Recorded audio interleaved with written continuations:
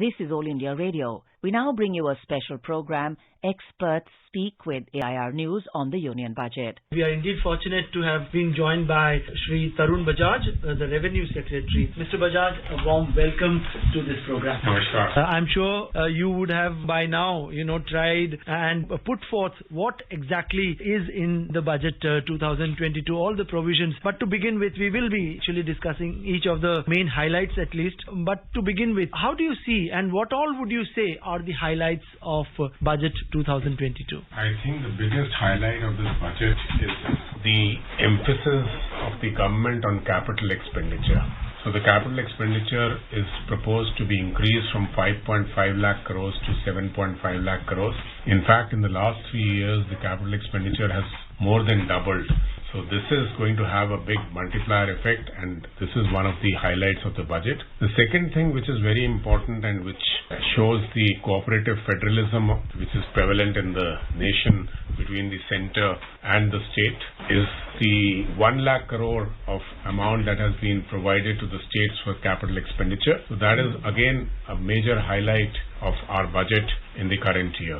Other than that, the expenditure has also gone up on a lot of items. The vulnerable sections have been taken care of, and I think this is a growth-oriented budget that is continuing with the reforms that we had announced in the last year. I think this is something big which has happened in the budget. We have with us Shri T.V. Somanathan, the Finance Secretary himself. Sir, a warm welcome. We also have with us Shri Tuhin Kant Pandey, Secretary, Department of Investment and Public Asset Management. Gentlemen, a warm welcome to this program. We also have the Chief Economic Advisor, Shri Anantha Nageshwaran. And first of all, Mr. Somanathan, the thing which I put to Mr. Bajaj, FRBM Act, has it taken a backseat that probably the fiscal deficit, yes, despite the glide slope and all, that this is probably not the right time to look at that. We need to look at growth. We need to look at how to sustain the momentum in the economy. What would you say? Yes, it has taken a backseat because at this time the focus has been on restoring growth, and this is a global phenomenon, and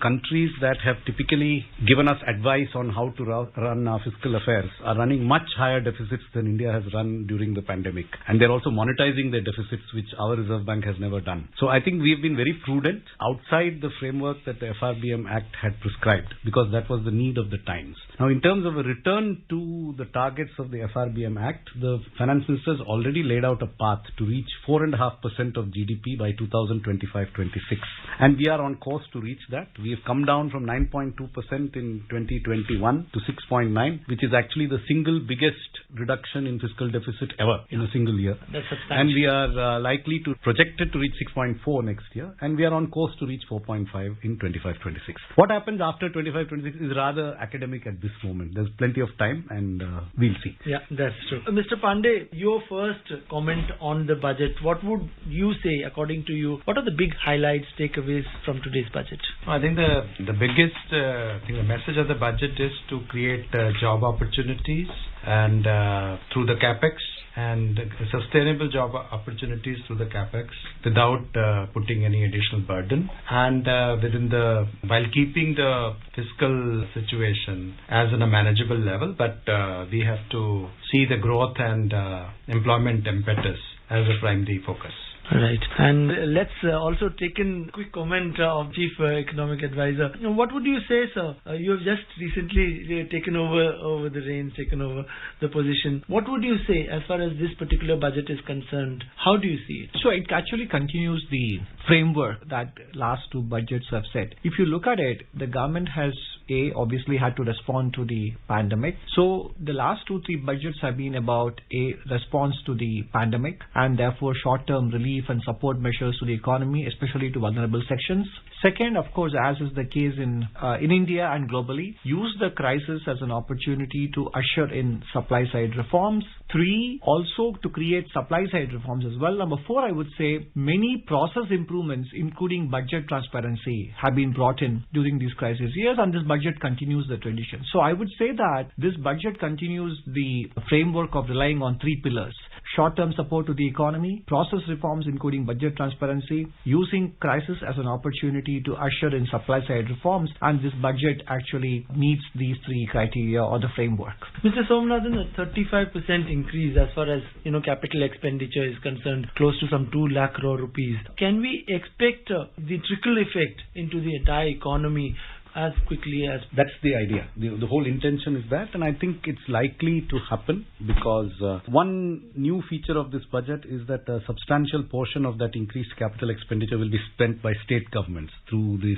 scheme of 1 lakh crores of 50-year interest-free loans that will be given to state governments. So the kind of capital projects that will be taken up this year are not just national highways and railways and pipelines and telecommunication lines. They are grounded projects of the states which are of capital nature, and they have a lot of employment generation potential. So I think that will help maximize the employment effects of this capital expenditure. These are likely to be more labor-intensive capital projects than the typical central projects. In addition, I think the central projects also have very large multiplier effects. They will generate jobs through the effects of the contracts that are awarded, the workers that are employed, the companies that have to supply materials and components to these projects. So we'll have a cascading effect. I think there's likely to be a very large cascading effect. Mr. Pandey, recently the entire country has seen the divestment of Air India, although it was more symbolic now. It was done much before. But moving ahead, what would you say? It's often been repeated and highlighted that the business of government is not to be in business, in hardcore commercial business. Maybe the government should focus its attention on other sectors. So as far as divestment is concerned, what would you say?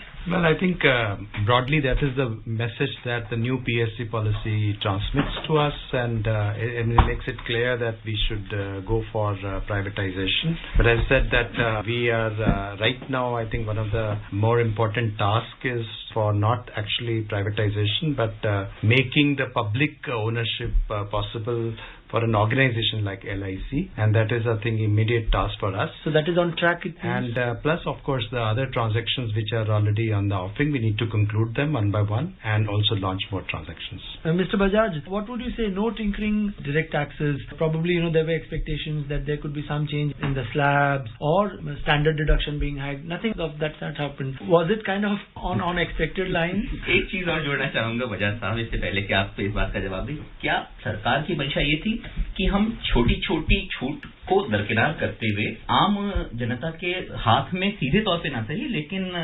Indirectly हम उनके हाथ में ज्यादा पैसा मुहैया करा सकें, जिससे कि वो उसका उपयोग, चाहे वो बचत में हो या निवेश में हो, वो ज्यादा बेहतर तरीके से कर सके। सरकार की किस सोच के साथ इस तरह की चीजें की? क्योंकि आमतौर पे एक मध्य वर्ग है, कहीं ना कहीं उसको होता है कि आयकर में कितनी छूट मिली सीधे तौर पे, उसका फोकस कहीं ना कहीं, तो छूट मिली भी और नहीं भी मिली, इसको किस तरीके से आप दर्शाएंगे? सबसे पहले तो मैं कहूंगा कि कुछ छूट तो हमने कुछ क्षेत्रों में दी है, कुछ सेक्शंस को दी है, लेकिन अगर आप देखें तो मेरे पास जो आंकड़े हैं उसमें लगभग 6.3 करोड़ लोग टैक्स देते हैं, और वो जो टैक्स देते हैं उसमें से 75% लोग ऐसे हैं जो कि इनकम 5 लाख से कम की दिखाते हैं, 92% है जो कि 10 लाख से कम दिखाते हैं। तो ये जो टैक्स पेयर्स हैं, ये बेसिकली इनसे हमें कोई टैक्स नहीं मिलता है या शून्य की मात्रा में मिलता है।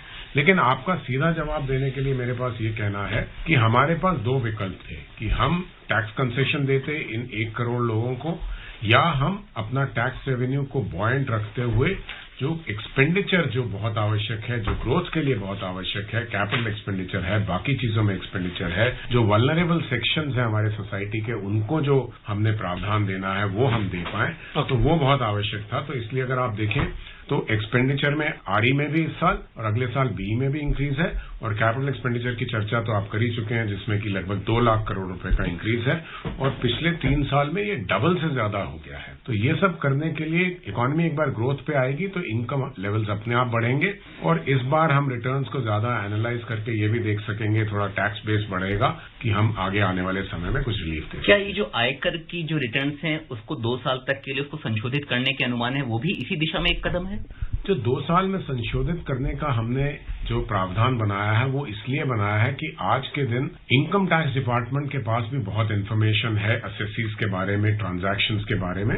साथ ही साथ मैं ये भी मानता हूं कि टैक्स पेयर भी कई बार गलती कर जाता है, रिटर्न फाइल करता है, लेकिन उसको 2 या 3 महीने के बाद हम कहते हैं अब आप रिटर्न नहीं फाइल कर सकते, अब हम आपको नोटिस देंगे, आप पे पेनल्टी लगाएंगे, आपसे टैक्स की वसूली करेंगे, जो कि लिटिगेशन को बढ़ाता है। तो अब हम ये कह रहे हैं कि 2 साल तक अगर किसी टैक्स पेयर को पता लगता है कि उसने टैक्स देने में थोड़ा सा कोताही की है या टैक्स नहीं दिया है, तो वो अपना टैक्स दे सकता है, और इससे मेरा विश्वास टैक्स पेयर की तरफ इस चीज को दर्शाता है। Mr. Bajaj, what would you say is this provision of revising and modifying the returns within 2 years? Is it in the sense of an amnesty, an ongoing voluntary disclosure kind of a thing? That's a good question that you're asking me. So it is not an amnesty at all. So this is a provision which is there to stay if it gets passed by the parliament this year. So basically what we are saying is that people who are not able to file their return, who are not able to show their income correctly and realize this mistake at a later stage, they can actually pay those taxes along with certain extra taxes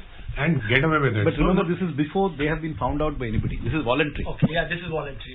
So that's why I said, is it kind of an ongoing, It's a an voluntary ongoing disclosure income scheme, rather than... No, it is not a... Once in a... No, it doesn't operate if you've been found out.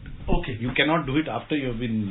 So that challenge is always there. That if we find out that somebody is trying to evade then taxes, it's not available to you. then it is not available to you. But you may realize, suppose you were traveling for 1 year outside the country, you didn't file your return, you want to come back and file your return. This gives you an option. Otherwise, you didn't have an option of filing your return. इसका एक कदम का मतलब अभी ये भी कह सकते हैं कि सरकार जो है, जो टैक्स पेयर है, उस पे भरोसा बढ़ाने की तरफ भी कदम बढ़ा रही है कि आप कोई बात नहीं, 2 साल में भी अगर आपको कोई लगता है कि कोई चीज छूट गई है तो आपके पास एक ऑप्शन मौजूद है। बिल्कुल आपने सही बात की, मैं यही बात कहना चाहता था, लेकिन आपने इसको अच्छी तरह से बताया है कि हम टैक्स पेयर पे अपना विश्वास जता रहे हैं और उसको कह रहे हैं कि 2 साल का समय है, कोई गलती हो गई है, गलती भी हो जाती है। मैं अपनी रिटर्न फाइल करता हूँ, मेरा कोई बैंक अकाउंट है, मुझे मालूम ही नहीं होगा, उधर से मुझे इंटरेस्ट आया 3,000 रुपया, मुझे मालूम ही नहीं है, उस इंटरेस्ट पे मुझे टैक्स देना है, तो ये मेरे को प्रावधान अब देता है कि मैं टैक्स दे सकता हूँ। नहीं तो पहले क्या व्यवस्था थी, पहले मैं जाता किसी असेसिंग ऑफिसर, उससे कहता मुझे नोटिस दे, वो मुझे नोटिस देता, फिर मैं उसका जवाब देता,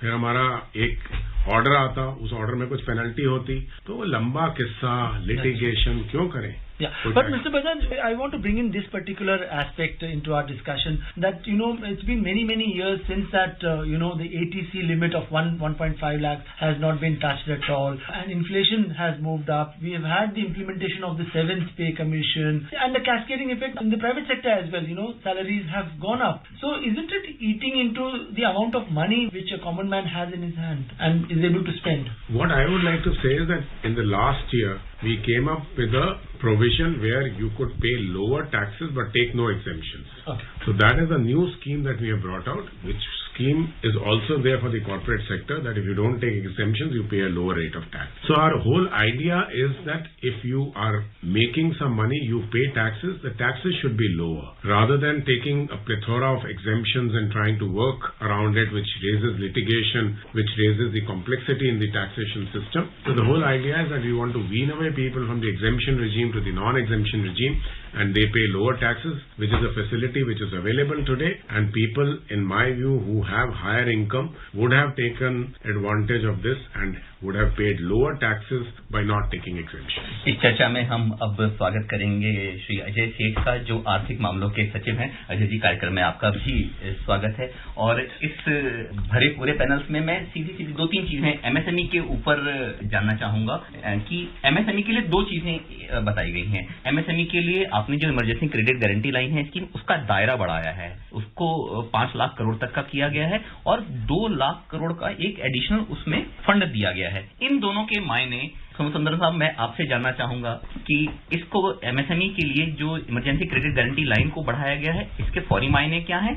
So the emergency credit line guarantee scheme has been quite instrumental in keeping the stress in the MSME sector within very manageable levels, and that showed up in RBI's annual report on these trends in banking in India, where the expected non-performing assets did not happen. So clearly the ECLGS scheme has been very instrumental in reducing MSME stress.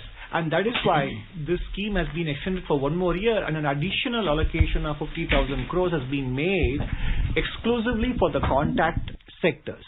And if you see the data that got released in January first week, and if you look at the activity levels in the tourism hospitality industry, that is one area where we are still about 8% below the pre-pandemic level. And that is why this extension of the ECLGS has been made exclusively for the contact sectors to help them come back to the pre-pandemic levels, which other sectors have already come back to. This Credit Guarantee Trust for Micro and Small Enterprises scheme, can you elaborate these things? What is it and how it can be beneficial to any of the MSME directly? No, so right now we have a credit guarantee trust, and so if by putting in more capital into this scheme, basically the financial institutions that are able to give credit to the MSME sectors will now have a broader capital base, and this trust fund will compensate them. And because the current ECLGS scheme has come with specific provisions, okay, and it is related to what happened during the pandemic. But the Credit Guarantee Trust for MSME is a permanent institutional arrangement. By providing more capital into that structure, it is not an emergency scheme.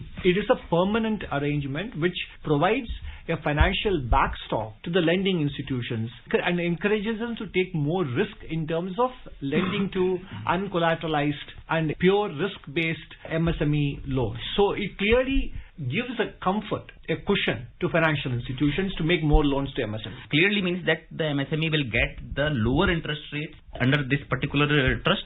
No, I'm not sure this particular scheme involves lower interest rate. It simply provides a financial backstop to the lending institutions, therefore encouraging them to shed their risk aversion in terms of lending to small, micro and medium enterprises. इसके बारे में अगर मैं ये भी कर सकूं, जो ये ट्रस्ट स्कीम की बात हुई है, CGTMS की, कि रीवैम्पिंग की जो अनाउंसमेंट हुआ है, इसमें ये ट्रस्ट एक फी भी लगाता है, जो फी बोरोवर को देनी पड़ती जी। तो अब ये जो रीवैम्पिंग होगी, उसमें इस बात को भी देखा जाएगा क्या फी ज्यादा है, उसे कुछ कम करने की गुंजाइश है, जिससे वो क्रेडिट में उसके जो इफेक्टिव रेट, जो बोरोइंग रेट होगा, उसमें भी क्या कुछ कमी की जा सकती है। तो उसके बारे में भी अभी उसकी डिटेल्स वर्कआउट करनी है। धीरे अगर इसको मोटे तौर पे माना जाए, जिस तरह सिडबी ने भी बहुत सारी चीजों के लिए जो गारंटी स्कीम निकाल के दी थी, और उसमें भी कहीं ना कहीं जो इंटरेस्ट का बोझ था वो कहीं ना कहीं सिडबी बियर करता था, क्या मोटे तौर पे कहीं ना कहीं उसी फ्रेमवर्क में है? नहीं, ये दो अलग अलग चीजें हैं जी।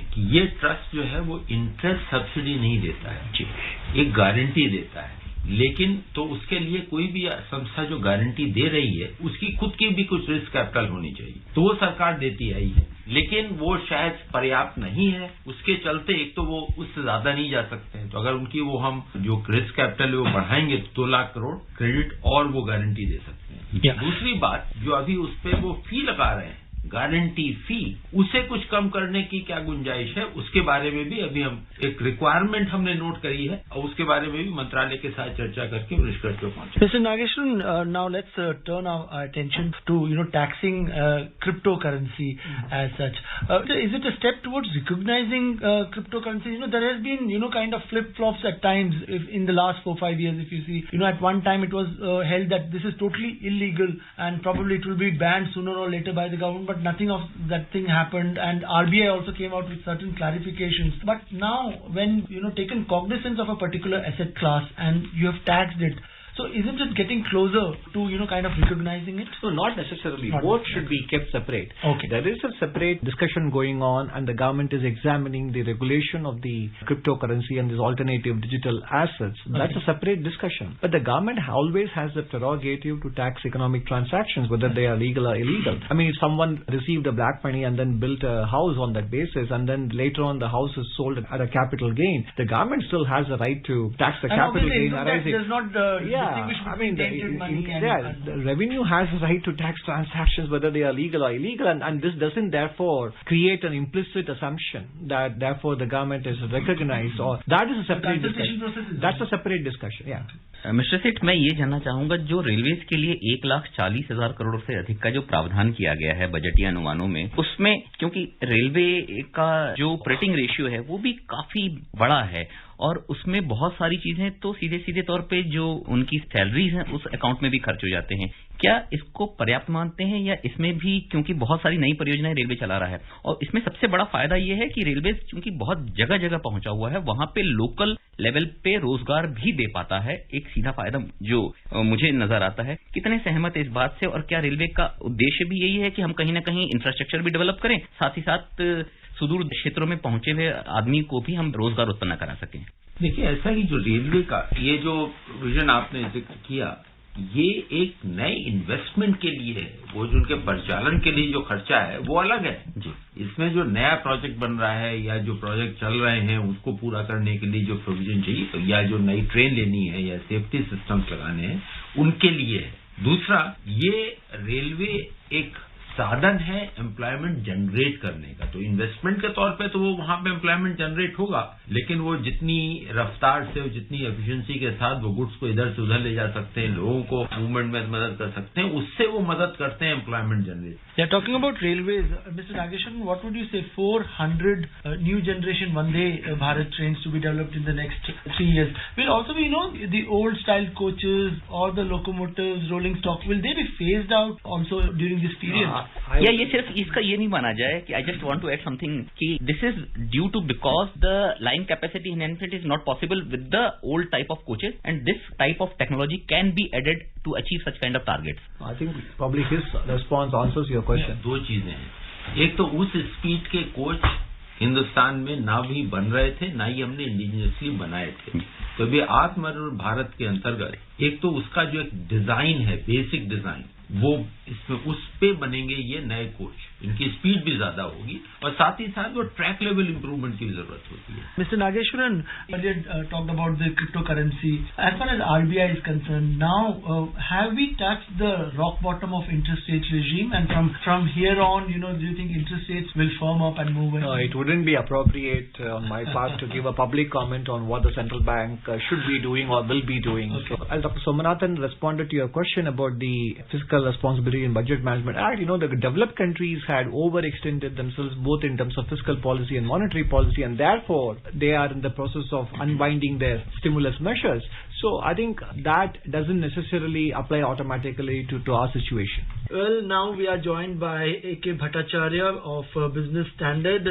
Mr. Bhattacharya, a warm welcome to this budget analysis program. You have seen it all. You have gone through the fine print also by now. Tell us about the main highlights. What all do you see as the big highlights of budget 2022? This is a budget that believes in borrowing more to invest more.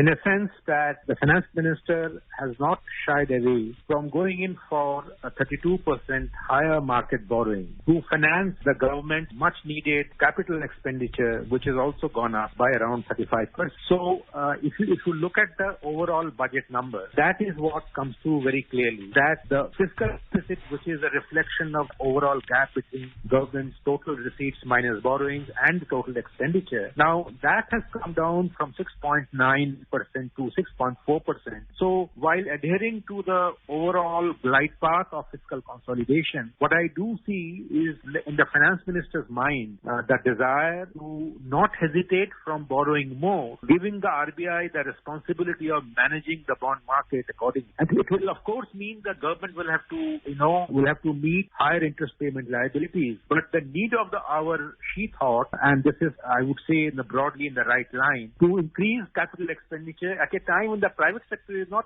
investing more. So to kickstart and sustain the economic growth process, this additional 35% increase in capital expenditure seems to me the highlight of this budget. And of course there are many other positive aspects. For example, the transparency in the budget, I think. Myself being a great votary of transparency, this year she's actually brought it even more by reducing the entire the off budget borrowing to zero for next year. And the current year she was expecting it to do 30,000 crores, but actually she's done only 751 crores only. So transparency wise, this is a clear positive. In terms of risk taking, which is borrowing more to invest more, you have taken that risk. In terms of revenue expenditure, you have squeezed very, revenue expenditure is subsidies, defense, subsidies have gone down by 26%. Now that is big risk again, because if petroleum product prices go up next year, will your fertilizer and petroleum subsidies come down? We do not know. But budget is an intention. And that intention tells me the government is willing to squeeze its revenue expenditure to the tune that it is going up by only 0.86%. It has never happened. Expenditure is going up by 35%. Mister Bhattacharya, एक चीज जिस पे आपने अभी कहा कि सरकार की मंशा रही है या वित्त मंत्री की मंशा रही है कि आप बाजार से उधार लेके लेकिन उसका निवेश करें, क्या इस मामले में एक बहुत टाइट रोक नहीं रहती कि कहीं ना कहीं हमें महंगाई दर या मुद्रास्फीति या इन्फ्लेशन के बढ़ने का खतरा भी है, या वो एक खतरा ये जोखिम लेने को तैयार थी क्योंकि हमें कहीं ना कहीं ग्रोथ चाहिए? आपने ये बात एकदम सही कहा।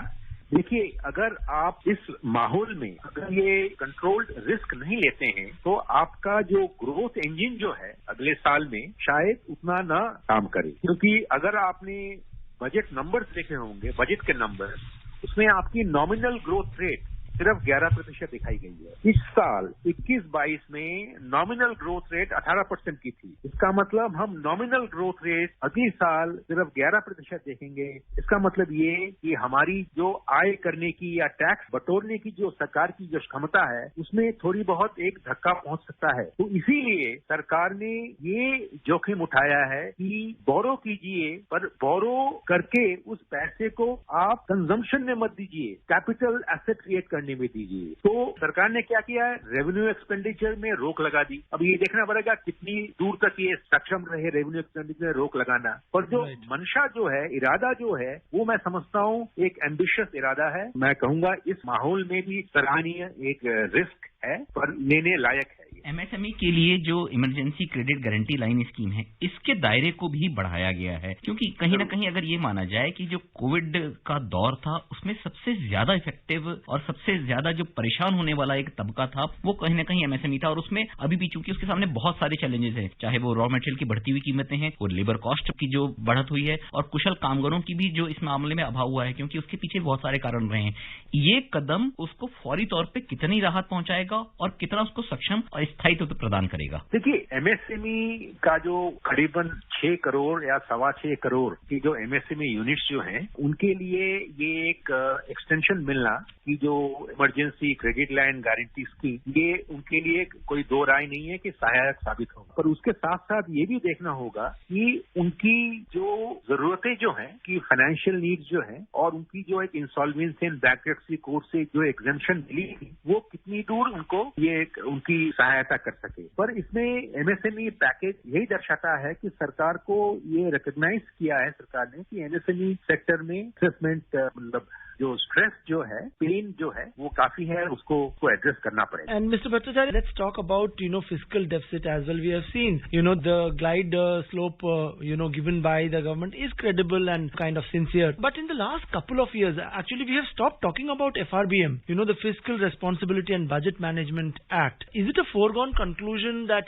these are bad times, especially the last 2 years, and these are not times to talk about fiscal responsibility? Maybe 2-3 years down the line, when things normalize, maybe at that time we can see and rein in fiscal deficit altogether. I would not entirely agree with you there. My understanding is that the government does have a fiscal glide path, fiscal consolidation glide path, and that glide path says it is not yet documented in a Fiscal Responsibility and Budget Management Act, which had to be revised and amended and presented. But within the government and within the budget document, if you look at it closely, you see that there is a glide path of fiscal consolidation, which is to reduce fiscal deficit to 4.5% of GDP by 2025-26. Current year, you will be ending the year from 9.2% last year to 6.9% this year. Now, this is a reduction. Next year, it's 6.4%. 6.4%. So, you have another 3 years from next year to reach 4.5% in the 2025-26. That is the 4 or 5 year trajectory of the fiscal consolidation that the government has accepted, and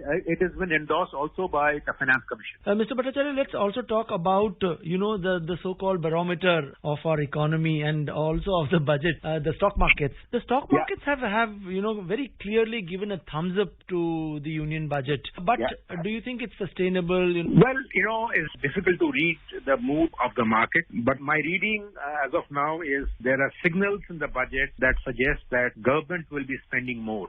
And there are signals in the budget that the government will not be disruptive in its taxation policy. There are signals in the budget that the needy, the COVID-affected sectors will be taken care of. So the stock market don't like things to be done when things seem to be going all right. Now, if your revenues are growing by 25%, 26% tax revenues, which means that there is the corporate sector, the personal individuals who are taxpayers, who are earning more money and paying more taxes. So the government has taken very reasoned stand saying that don't fix it when it is not broke. So that is a message I think the stock market has taken, that no damage has been done. Mister Bhattacharya, हमारे साथ बात करने के लिए और हमारे श्रोताओं को इतनी सरल भाषा में बजट की बारीकियां समझाने के लिए आपका बहुत बहुत धन्यवाद. You were listening to a special program, Experts Speak, with AIR News on the Union Budget. This program was produced and presented by the News Services Division of All India Radio.